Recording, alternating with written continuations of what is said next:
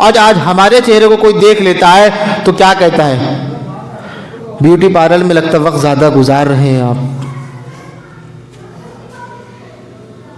ہم لوگ سوچتے ہیں ایسے ہی خوبصورت چہرے بنتے ہیں. چہرے کی خوبصورتی سجدوں سے آتی ہے.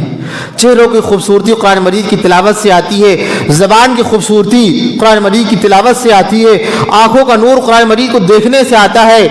کون سی بات کہاں اور کیسے کہی جاتی ہے, کون سی بات کہاں اور کیسے کہی جاتی ہے, یہ سلیقہ اگر ہو تو ہر بات سنی جاتی ہے. ہم شکایت یہی کرتے ہیں, ہم ان سے کوئی بات کہتے ہیں یہ مانتے نہیں ہیں. میاں ہماری زبان ابھی اتنی پاک نہیں ہے, ہم نے اپنی زبان کو قرآن مجید کی تلاوت سے پاک نہیں کیا, ہم نے اپنی آنکھوں کو قرآن مجید کو دیکھنے سے پاک نہیں کیا.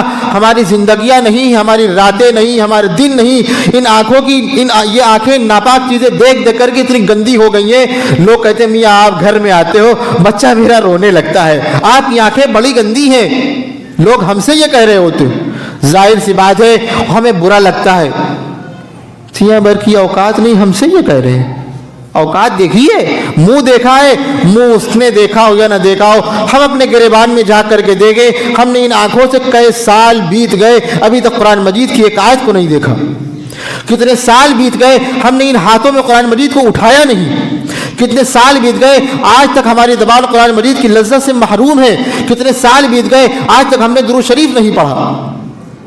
کہیں گے قرآن مجید کی تلاوت کر رہے ہیں, یہ بتائیے رحل نیچے رکھے یا پھر تپائی رکھے؟ کہیں گے ہمیں یہ سب نہیں پتا, ہم اتنے بڑے ملا جی نہیں ہیں, ہمیں اتنا پتا ہے قرآن مجید کو اٹھانا بھی ثواب کا کام ہے. قرآن مجید اگر بھاری ہے اس کو اٹھا رہے ہیں, اس کا اٹھانا بھی ثواب ہے.